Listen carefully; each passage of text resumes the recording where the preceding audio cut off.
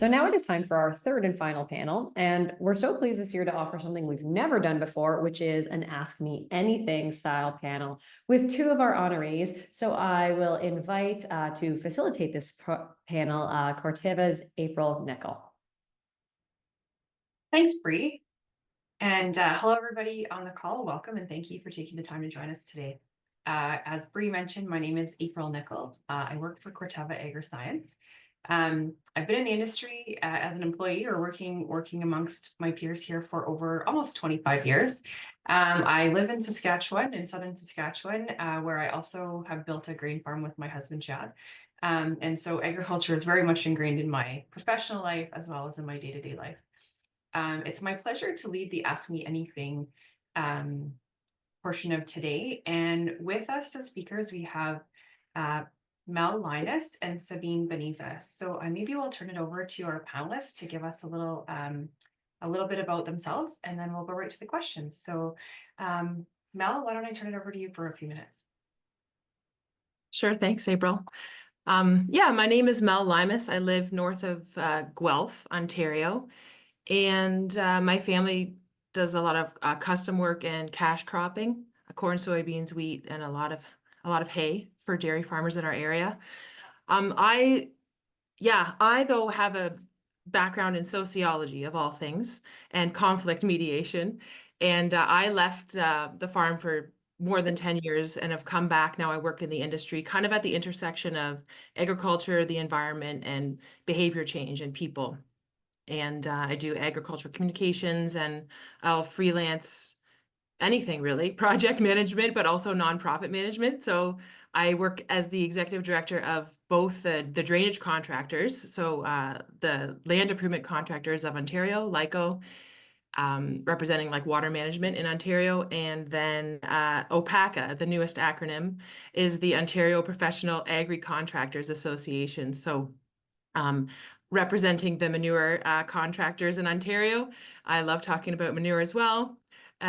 And also, like my family, as we farm, we do all the like planting and harvesting for our neighbors as well, spraying, all that kind of stuff. So that's the kind of work I do. And I also just became editor of the Rural Voice magazine as well. I'm all about rural issues and communication.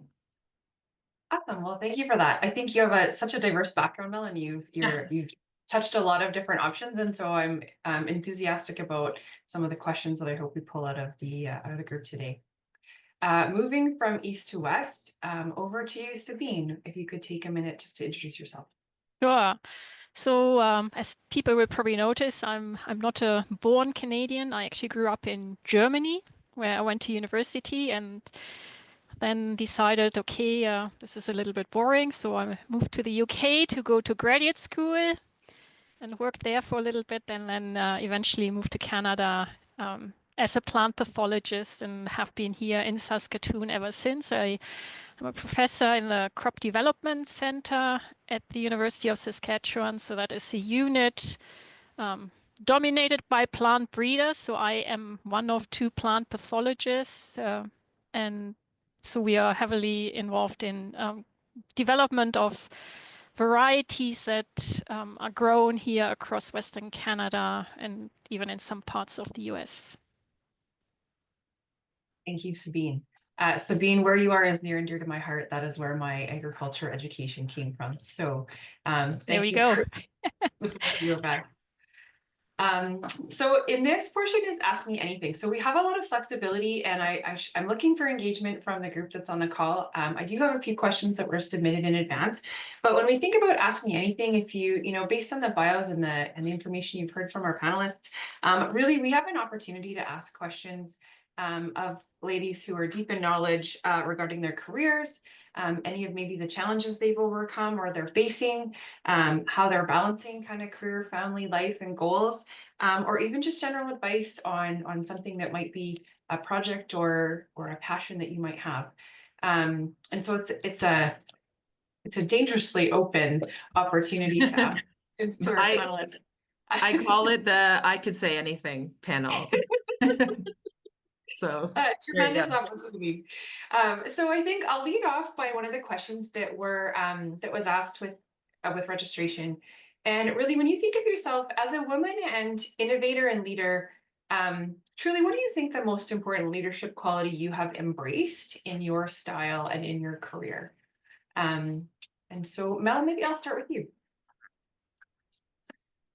I'd say it's listening. It kind of feels like that's not a leadership quality, but I think that it is because if you listen to understand, not just to reply or to change someone's mind, and you really like, I think because where I'm working is the intersection of a lot of different places. I'm working with farmers and conservation authorities and activists and researchers. And if you really understand each perspective as like on par to your own, that you feel like you can understand the puzzle pieces and how they connect, instead of having to try to change people's mind all the time.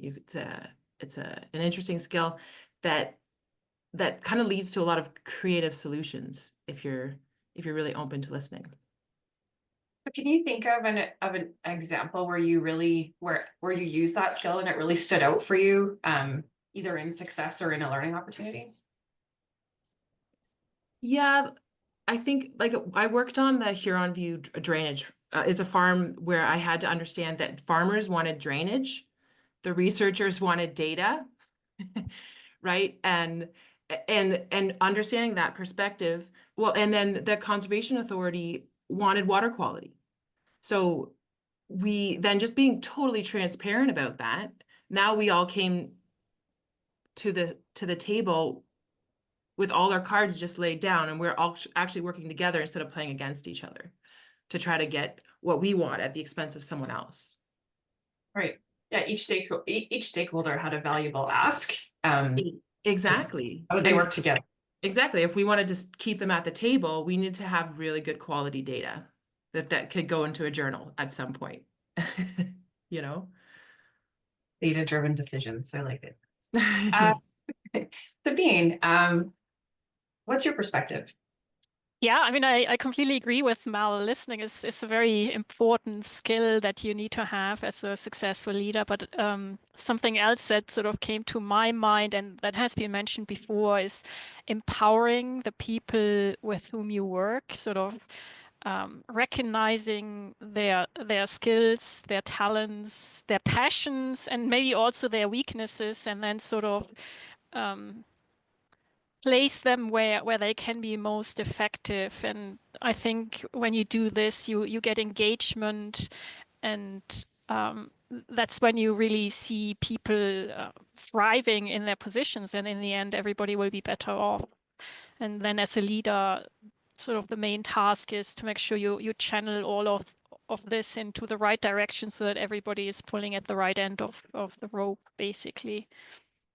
Yeah, I think we've heard a few times using the team that's around you, making sure you surround yourself with the right team. And what I heard you say was empower the people that are on your team. Make sure that everybody knows what direction you're going in.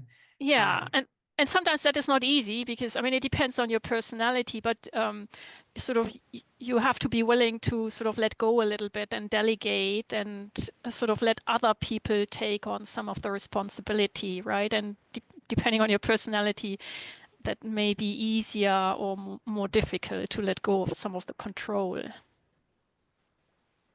Yeah, I've seen that many times in experiences, even in myself. Delegating is a challenge, right? We believe that we can do it all and should do it all. And I've heard multiple times today, don't apologize for asking for help. And so I think that's great advice. When you think about your day-to-day, is there anything specifically a tool or specific tools or methods you would use to stay organized when you're jumping between, your many roles, many activities that you would do on a daily basis? So maybe Sabine, I'll start with you. Sure. I mean, I'm aging myself here, or I still sort of rely heavily on email, and one reason is because I have to take care of so many different projects and different activities in my job. I mean, just can't remember everything. And I have this obsession with having a really good filing system. So every email gets filed somewhere so that I can retrieve every little bit of information when I need it, because I just can't keep track of it. And I mean, it doesn't have to be email, but just sort of making use of all the technology we have now to keep track of information and make sure you know where it is. And also, I think what I find really important is, I mean, I have to go to many meetings taking really good notes of things because, again, if you have to navigate so many different issues and projects, you have to have something where you can fall back on because you're probably not able to keep it all fresh in your mind. And then, of course, a calendar. Can anybody still live without an electronic calendar? Yeah, no. When you talk about taking notes, is there a tool or an app or something you use specifically in meetings to keep track of your notes, or how do you keep track of those? Pen and paper, or maybe a laptop and typing, but it's really old-fashioned. It's just sort of make sure you remember where you take it, leave your notes, right? Um, yeah, pretty old-fashioned, I guess. There's nothing wrong with old-fashioned. In fact, I am writing with a pen and paper as we speak, and I have tried to embrace the iPad many, many times unsuccessfully. So Yeah. Yeah, no, I'd agree. That's not old fashioned. I just put my notes in the garbage though once I'm done. So I don't have a great filing system.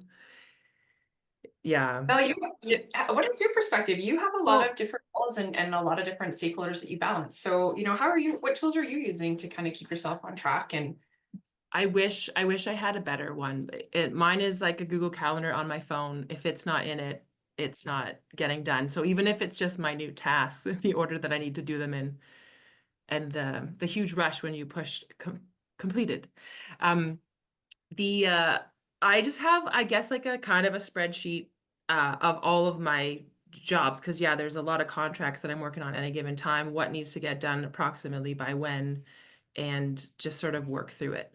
And then sometimes the whole day gets ruined when you have to put out a fire, but like it's having that long-term goals of written down somewhere in your calendar or on that spreadsheet type thing.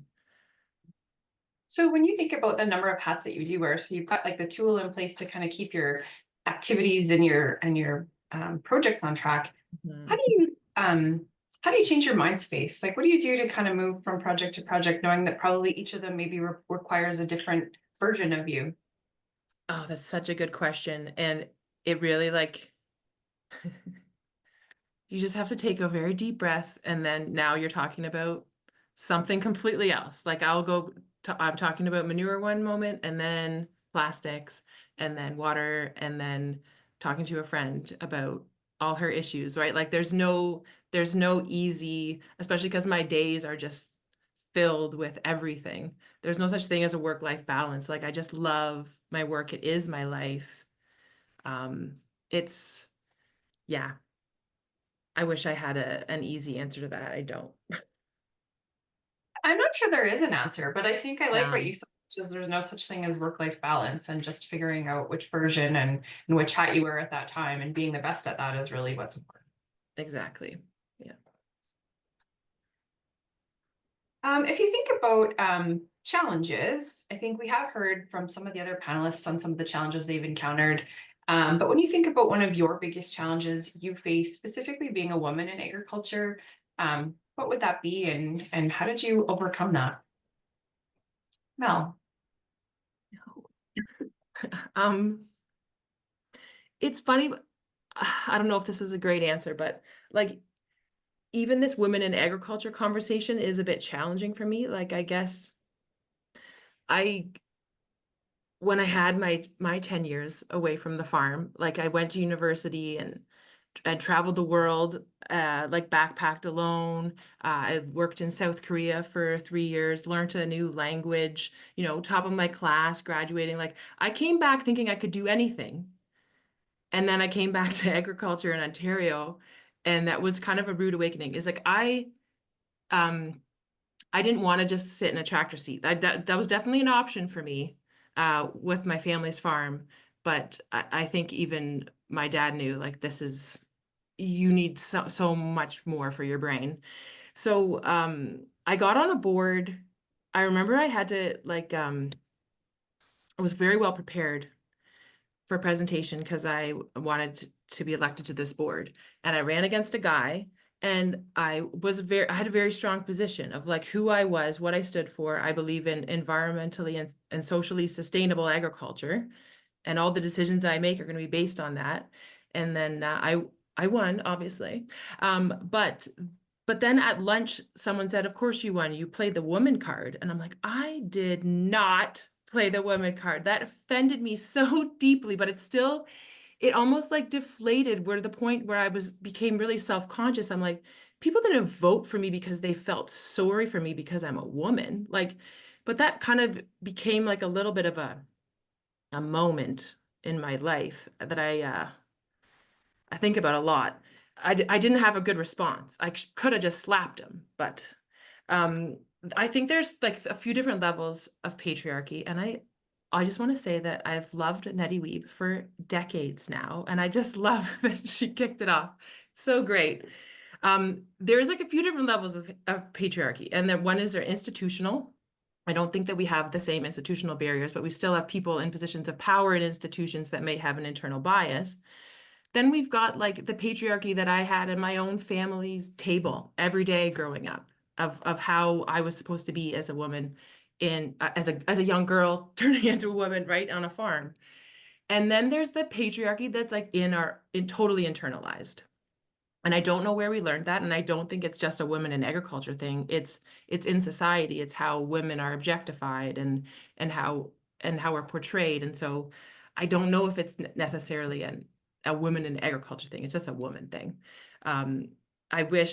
I love that saying, like, if we could all just carry ourselves with the confidence of a mediocre white man. But we don't. But I honestly think, like, I don't think it's been too challenging besides that own sort of mental, uh, like earworm that got into my mind when I ran for that board. Like, I feel I've got more influence because I'm a woman. I don't think I'm threatening to people. I think I've gotten further in conversations with farmers than I would have otherwise. And even like I work a lot with some conservative Mennonite men. And I love those guys. And like I've not noticed that I'm having an issue moving things forward with them. I'm not sure what it is. Maybe they can just tell like I legitimately love this industry and I legitimately love everyone. And maybe that's what it is. But I wouldn't say that I'm finding any challenges per se. There's a few people that have been hard to work with, and the majority of them are women. So I'll just say that. Interesting. Yeah. I have a follow-up question for that, but before I move on, Sabine, what would you share that you see as some of a challenge that you might have encountered, or some of the challenges for women specifically in your field? Yeah, it's sort of, I'd say, I mean, there have been situations where I felt it was a little bit more of a struggle to be taken seriously. And I have to admit, getting older and looking older helps. Not that sort of women Nice. wish for that, but it does help. So, I mean, as an example, I do remember sitting in a meeting, and I sort of, which was shared, well, sort of majority men, shared by a man, and I said something, and the chair completely ignored me, and then sort of the person next to me, who was a man, said basically exactly the same thing, and all of a sudden it was noticed, right? And I was just sitting there like, excuse me? I mean, I just said the same thing, and it was just nobody reacted, including the chair. And then sort of a man says it, and all of a sudden everybody listens up. And I thought like, that's not right. But I mean, I have to admit, things have become much, much better. When I mean, I sort of way back early in my career, I think there were many, many more incidences where sort of life was made more difficult for women. And I probably often didn't even recognize this because, I mean, I grew up in a family where, I mean, we weren't sort of educated that, okay, as a woman you have this role, as a man you have that role, right? And I just assumed, I went out into the world and assumed, okay, as a woman I'm treated equally. And so whenever I hit that wall, I think I always took it more personally, that I thought, okay, maybe sort of I wasn't good enough, rather than, oh no, this happens to me because I'm a woman. And it took me quite a while to sort of figure out, no, it's not about me personally, it is because I'm a woman in a men's world. But as I said, I think it has become much, much better, and sort of as a society, much more effort has been made to sort of ensure that women are treated equally. But then sort of what you said, Mel, about giving this presentation and then being told afterwards, well, you got that because you are a woman. I mean, I here at the university obviously sit on in panels where we interview people for new faculty position, and this discussion sometimes comes up, right? Well, shouldn't we promote the female candidates now because we do want to increase the proportion of women in academia? And I always say, you know, I mean, if you have two candidates who are both equally excellent, by all means take the woman. But do not do it just because a woman is a woman, because you're not doing that person any favor, right? Because just as you say, it's totally inflating if you then sort of hear later that, oh yeah, you got that position because you're a woman. Just That to fill doesn't a help quota. anybody. Yeah. No, I think it's safe to say that anyone in roles, you know, such as each of you or the other panelists that want to be respected for their worth and how they got there, not because of their gender. Yes, exactly. That being said, so there was a question that came out of the chat. You know, as it relates to, I think Mel, you had highlighted that maybe some of your challenges in conflict were with women. And this question is about, you know, how do we support and lift other women up? And so the question is, what do you believe is the best day-to-day way to support and lift other women in agriculture? Do you find it shoulder taps, sharing networks? You know, is there something out of that, or how can we make these part of our regular thinking patterns? Was I to start that one? Go Yeah. I like that being said about talking about women and a quota. When I'm organizing an event, I just kind of have a look at the speaker's roster and be like, did I inadvertently not look for a woman speaker that could have done just as good a job or better than a man? But because it's very easy. Everyone just keeps recommending the men. So like it's like taking a hard look and developing a stronger network with women that I know, or what spaces are they working in? What are their views on things? And where can I get those views in front of the audience that I bring, which are contractors across Ontario? And it's not just women, it's also people of color and people along the gender spectrum, right? Like it's everything. It's just like, what are we not seeing? But yeah, and I think like especially younger girls, like I've got all the time in the world. If they want to have a chat and ask about the opportunities and the careers, like I'll have coffee and I've spent hours and hours talking with them and encouraging them. But knowing that for me, some women did that for me, but it was like old white dudes that did that for me. Like when I was starting my career, like I want to just acknowledge, like sometimes I don't often name them, but like Don McCabe from the OFA, and like then there was Keith Rolston from the Rural Voice and Phil Beard from the Maitland Conservation. Like they literally were like, you are coming in and you are speaking and you have a voice. And I owe like so much to those men, and I want to like keep that going on. But I also want to mention I have two amazing little women's groups, and there's nothing, it's not like a big organization. It's just 4 or 5 of us that meet regularly, and I hope they're even listening on this call because I love them. There's one that's local and we can go for beers. And then the other one is about water management across Canada and the US. And it's important though that we're not just there to just advance ourselves and our careers. We all have a really strong vision for agriculture. We just happen to be women and give a mean pep talk to each other, right? And so that's another way that I think we can support women just in the visions that they have for agriculture. It's like the end game is not more women. The end game is sustainable agriculture that's connected with with consumers, that's connected, that's, helping the environment, feeding people. Like that's the end goal. And I know that more women being at the table is going to get us there. Yeah, the secret sauce to that is making sure we have diversity of thought and that we have Totally. all of the Yeah. perspectives in Mhm. the room at the table. Mhm. Yeah, we are Yeah. the secret sauce. Yes. Yeah. But Sabine, what is your perspective on lifting other women up?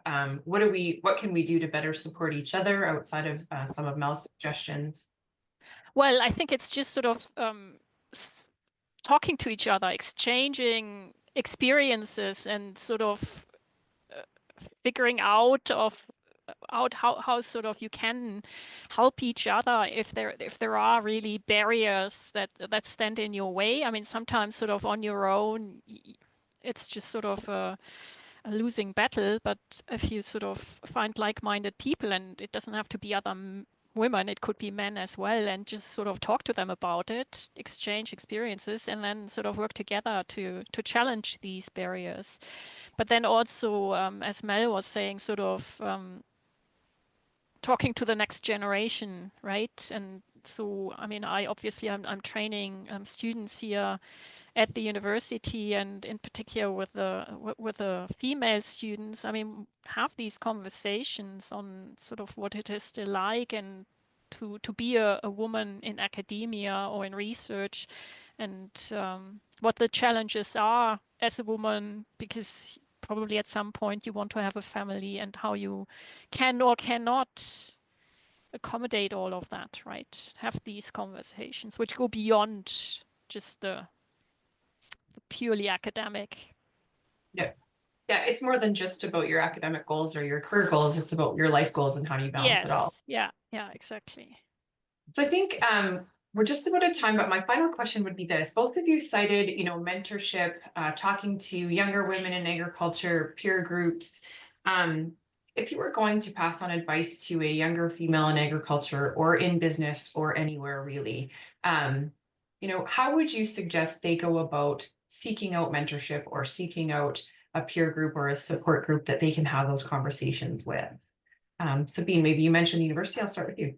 Yeah, so I mean, at the university, I guess sort of maybe it depends on your personality. Maybe it's a sort of to a certain degree an intimidating environment. But professors are people, just normal people, right? And if you have the feeling, wow, that is really a great professor, I mean, do approach them and ask these questions, right? And I think you will find that many profs are quite happy to talk to you about these experiences, and help you, or at least sort of guide you into the right direction. So just don't let things intimidate you. Just pull your courage together and approach people who you feel like, okay, yes, they may be able to help me. Yeah, exactly. It doesn't hurt to ask. It's even flattering being asked, Yes. and so I wouldn't hesitate. I think that's great. I think that's great perspective because often, if we think about the 100 odd folks that are on the call, somewhere, somehow, whether you knew it or not, you likely had influence or touched someone's life or perspective, whether it's another female in ag or another female somewhere else in your life. So don't take that for granted and certainly continue to reach out. Thanks so much for answering questions. I'm pleased at where the direction that they took us, and it was really great to have a dialogue with each of you. And so at this point, I'll pass it over to Bree. Thanks again to those on the chat that were brave enough to answer questions as well. So thanks so much.